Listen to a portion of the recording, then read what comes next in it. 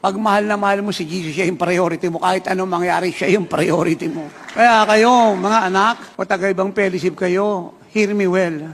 Pagka kayo hindi umaattend ng gawain, ilang linggo na kayong absent, pero meron kayong pagkakataong umattend, pero nakakalabas kayo, iba pinupuntahan nyo. I'm here to tell you, wag mong palalain ang backsliding mo. At wag mong dayain ang sarili mo na hindi ka malamig. Dahil pagka nag-aapoy ka, kahit walang mag-follow up sa ikusa kang pupunta kay Jesus. At walang malayo, walang malapit, lahat ng paraang gagawin mo upang paligayahin yung minamahal mo. Nakakapag-abroad ka nga dyan, layo-layo, nangungutang pa yung pamilya mo, nagbibenta ng bakat kalabaw para lang makaalis ka. Pagdating sa Lord, wala kang panahon. Ano ba yung sabi ng mundo? Yan naman kasi totoo eh. Pag ayaw niya, lahat ng paraan at alibay gagawin niya. Pero pag gusto niya, kahit sino humarang, pupunta siya.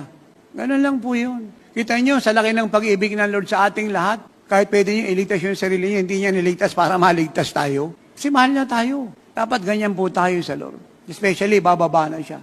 Itanim niyo sa puso't isip niyo, anuman may iaalok ang mundo, anuman ang iaalok ng mundo si Kristo habang walang kapalit. Ang nabubuhay sa aking salita, hindi mamamatay. Pero kahit may buhay ka pa, pag di ka nabuhay sa salita niya, mamamatay ka. Nilipas ang langit at lupa at lahat ng laman nito, pero ang salita niya mananatili. Pag alam mo yung tungkulin mo sa Diyos, huwag ka na magpaliwanag, dapat gampanan mo yan.